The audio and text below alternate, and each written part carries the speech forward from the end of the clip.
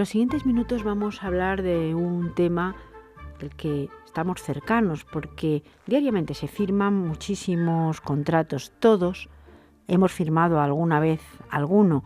Pues bien, para saber el concepto de contrato, lo que es la responsabilidad contractual y también las variantes de los contratos, nos acompañan en los siguientes minutos el catedrático de Derecho Romano, el profesor Federico Fernández de Buján. Bienvenido. Muchas gracias, como siempre, por estar en esta casa de la radio, que es la casa de todos los universitarios de la UNED.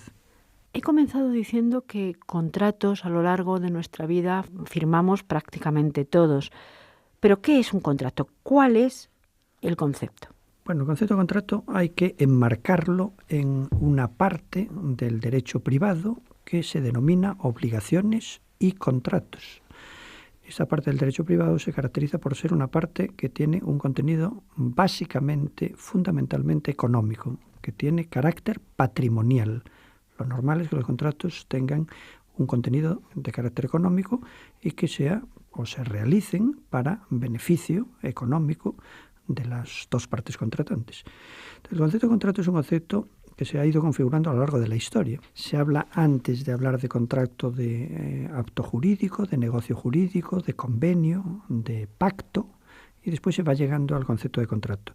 El concepto de contrato supone una relación jurídica entre dos o más personas de las cuales surge o nace un vínculo o varios vínculos contractuales. Digo uno o varios porque hay contratos unilaterales que se llaman o denominan que surgen obligaciones solamente para una de las partes contratantes.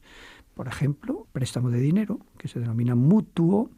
Si una persona le presta dinero a otra, el que recibe el dinero, queda obligado a devolver esa cantidad de dinero prestado con o sin intereses, pero solamente surgen obligaciones para quien recibe el dinero, no para quien lo presta, porque prestar no es una obligación, presta porque quiere.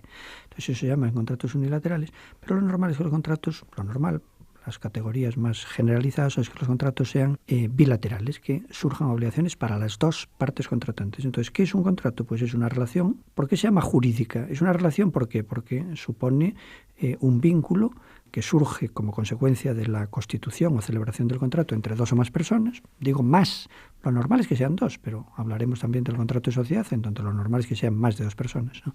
¿Por qué se llama jurídica? Porque está regulada por el derecho y porque presenta eficacia jurídica. ¿Qué es eficacia jurídica? Pues que es reclamable las obligaciones que surgen ante los tribunales. Y de esa relación jurídica entre dos o más personas, que es de naturaleza, por lo tanto, bi o multilateral, ¿qué surge? Pues una o varias obligaciones. Antes de continuar, pues una curiosidad. Los contratos siempre tienen que estar por escrito, es decir, un contrato, por ejemplo, verbal, aquello que se decía, mi palabra es como un contrato y lo he firmado con un apretón de manos. ¿Esto existe legalmente? ¿El derecho lo contempla? Totalmente. Lo normal incluso es que muchísimos contratos sean consensuales. ¿Qué significa contratos consensuales? Sobre todo 4 variantes, que son compraventa, arrendamiento, mandato social, que podemos, si le parece a usted, entrar en cada uno de ellos detalladamente, de una manera concisa, más tarde. Pero estos contratos que se llaman consensuales se perfeccionan por el mero consentimiento de las partes. El mero consentimiento, el simple consentimiento de las partes. Y ese consentimiento se puede hacer o verbalmente, o por gestos incluso, o por escrito. Por gestos. La verdad es que en nuestro mundo del siglo XXI pues ya va siendo más inusual, pero bueno, compradores y vendedores de cabezas de ganado, de animales, en ferias de ganado, pues con el estrecharse la mano, el apretón de manos, quedaba comprado un caballo, o quedaba comprado un buey o una vaca, evidentemente. Hoy se puede seguir hablando de una compraventa consensual. Lo que pasa es que normalmente cuando el bien es de determinada entidad económica, no nos quedamos tranquilos con la simple manifestación de voluntad verbal y como consecuencia de ello lo que hacemos es redactar un escrito, un documento que recoge todas las cláusulas que contienen nuestras manifestaciones de voluntad. Pero se puede, vamos a ver, la compraventa tiene la misma naturaleza jurídica en bienes de consumo que se compran en los comercios. Es decir, si yo voy a comprar, un bolígrafo, un paquete de folios o un móvil, normalmente no hago ningún escrito. Bueno, lo que me dan es una factura. tiene un valor, a lo mejor como garantía, a lo mejor, pero es que si soy un autónomo para desgravarme el IVA, etcétera, etcétera. Pero vamos a ver, un periódico en un kiosco de prensa es un contrato de compraventa. Lo que pasa es que, claro, es una compraventa que se llama manual y que no le damos ninguna importancia y a lo mejor pensamos que no estamos realizando ningún acto jurídico, pero nos dan un periódico por 1,20 o por 1,40, que son los precios de los diarios, aunque hay precios diversos según el periódico que sea. Pero es una compraventa. ¿Por qué? Porque nos entregan un bien a cambio de un precio y eso es una compraventa y eso es un contrato consensual que se perfecciona por el mero consentimiento. Lo que ocurre, como vamos a hacer nada en una librería si compramos un libro o si en una tienda cualquiera compramos un objeto de vestir, pues nos dan una factura, pero la factura sirve como comprobante de compra, pero no es que la factura sea un documento que necesite la perfección del contrato. El contrato es consensual. Lo mismo se podría decir incluso de un arrendamiento, Incluso se puede decir de un mandato, que son contratos que se llaman consensuales en el régimen del Código Civil. Después hay muchas matizaciones, ¿no? Vamos a entrar enseguida en las distintas variantes, pero me gustaría detenernos un momento en la responsabilidad contractual. ¿Qué es exactamente? Bueno, vamos a ver. Todo contrato genera obligaciones. Genera significa que surgen obligaciones de todo contrato. Digo que algunas veces surgen para una parte, pero lo normal sea para los dos. Entonces, las obligaciones derivadas, dimanantes, diríamos con un término un poco preciso, pero yo creo que esto de cuidar el lenguaje es muy bueno para los juristas. Las obligaciones que derivan, que surgen, que dimanan de los contratos deben ser cumplidas por las partes contratantes. Los contratantes, los intervinientes, también se puede decir, deben cumplir las obligaciones derivadas del contrato que han celebrado. ¿Qué ocurre si una de las partes no cumple? Pues que se produce un incumplimiento contractual. Un incumplimiento, in es una partícula negativa, en el latín, en el español, lo cual significa que incumplimiento significa no cumplimiento. Todo incumplimiento de una obligación derivada de un contrato genera responsabilidad contractual, ¿o hay algunos incumplimientos que no generan responsabilidad? Bueno, tendríamos que hablar qué es responsabilidad para después responder previamente a esta pregunta. La responsabilidad significaría que si una parte queda obligada a un comportamiento debido de dar, hacer o no hacer, que es el triple contenido de la obligación. Puedes quedar obligado a dar, puedes quedar obligado a hacer una prestación de hacer, un arrendamiento de servicios. O puedes quedar obligado a no hacer incluso, a no hacer aquello que tendrías derecho a hacer en el caso de no contraer la obligación a través de un contrato. ¿Qué ocurre si hay incumplimiento? Lo normal es que haya responsabilidad. ¿Y la responsabilidad en qué se traduce? En indemnización de daños y perjuicios. Usted me ha debido dar, usted me ha debido hacer, usted no me dio en los términos pactados, usted no me hizo en los términos acordados o convenidos, como consecuencia del cual usted indemniza. ¿Qué es una indemnización? Una cantidad de dinero que de alguna manera suple el incumplimiento de la obligación. Y la pregunta anterior es, ¿todo incumplimiento deriva de él una responsabilidad, que es una indemnización? Bueno, pues hay dos tipos de incumplimiento. Que el incumplimiento le sea imputable al deudor. El deudor es el que tiene que cumplir con la obligación. En cambio, el acreedor es el que tiene a su favor el derecho de crédito, que es exigir la obligación. El deudor tiene el débito y el acreedor tiene el crédito. Entonces, todo incumplimiento por falta de comportamiento adecuado del deudor da lugar a responsabilidad. Bueno, pues hay casos que no. Esos casos, pues habrá que ir profundizando. Cuando las personas sepan un poquito más derecho, pues los casos se reconducen a supuestos de inimputabilidad. Inimputable es que a pesar de que hay incumplimiento, no hay responsabilidad, son casos que se llaman de fuerza mayor o de caso fortuito. Que esos que si se demuestra en un juicio por parte del deudor, el letrado que defiende al deudor, que el incumplimiento se ha debido a una causa ajena a su persona, no solo ya a su voluntad, sino a su persona, pues entonces se habla de causas que eximen de responsabilidad contractual, que se llaman fuerza mayor y caso fortuito. En cambio, cuando el deudor no cumple y se le es imputable a su voluntad, se habla de dolo contractual, que es no ha cumplido porque no ha querido. Y cuando el deudor no cumple, no queriendo no cumplir, pero sí imputable a su persona, se habla de culpa. Culpa por negligencia o culpa por imprudencia. Vamos a entrar ahora sí en las distintas variantes y yo creo que podemos empezar por la compraventa, de la que ya se ha apuntado algo al principio del programa. Bueno, pues la compraventa es el negocio o el contrato por excelencia, el contrato por antonomasia. Si dijéramos, vamos a coger una modalidad contractual que sea referente de todas las demás, pues cogeríamos la compraventa, porque la compraventa, lógicamente, es el núcleo básico de nuestra actividad negocial. Es un contrato consensual, en virtud del cual uno de los sujetos que intervienen, que se llama vendedor, acuerda con otro. Digo acuerda, y remarco lo de acuerda porque es un mero consentimiento, ¿no?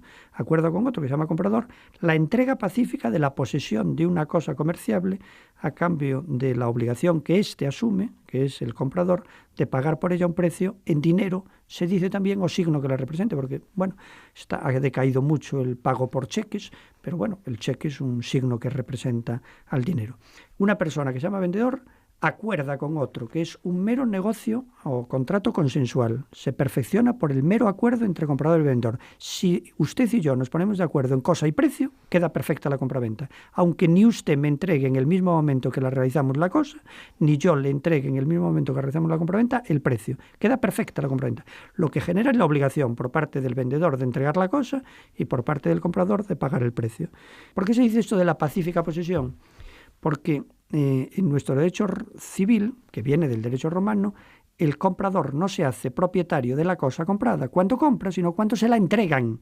Hay grandes carteles por ahí publicitarios en las constructoras, que cuando se compraban y vendían muchos pisos y estábamos en mejor situación que la actual, se decía, entregue 70.000 euros y le entregamos las llaves. Las llaves era una tradición simbólica, una entrega simbólica, pero hasta que no te entregan las llaves del piso, que simboliza el piso, no te haces propietario del piso.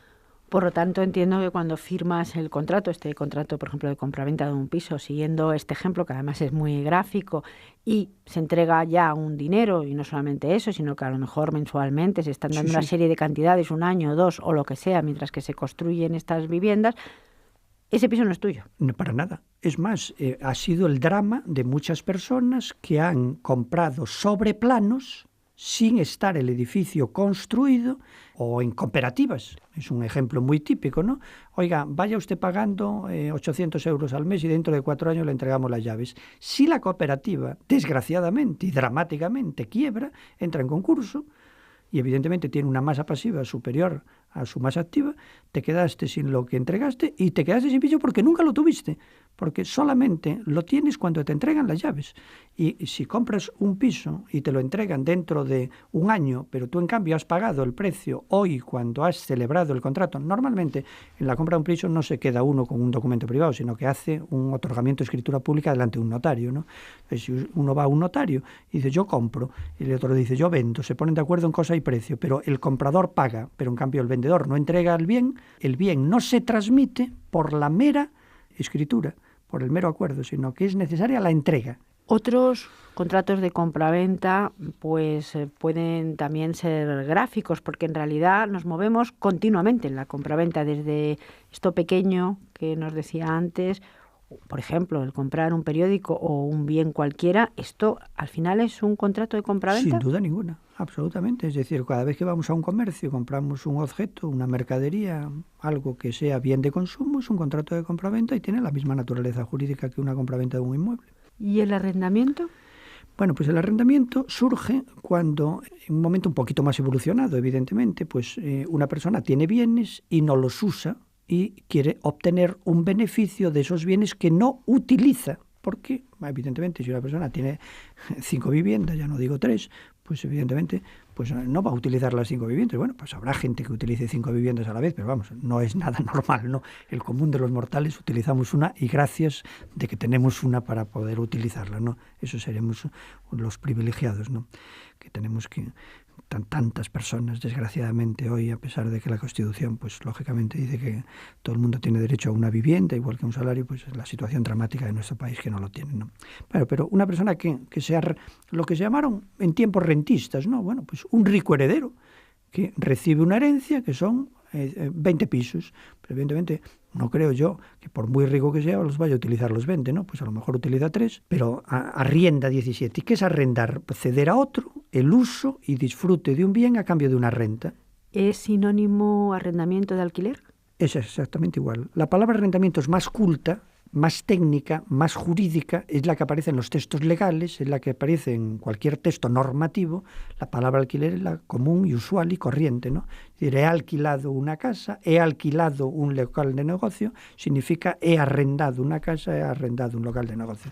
Ahí hay dos partes, que son el arrendador, que es el dueño del bien, el objeto, el bien que se arrienda, que puede ser una vivienda o un local de negocio, ¿no? Y el arrendatario, que es el que utiliza en uso y disfrute. Normalmente lo del disfrute ya es más discutible porque antiguamente el arrendatario podía subarrendar.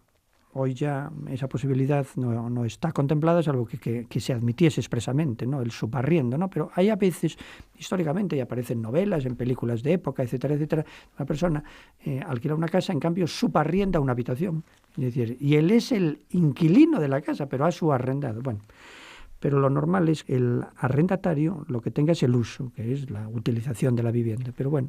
¿Y si yo, por ejemplo, estoy en un hotel y Ahora, arriendo una habitación? Pero por terminar un poco, porque claro, nos hemos centrado demasiado en el mundo urbano. Oiga, vámonos a ir al mundo rústico y vámonos a ir al mundo rural.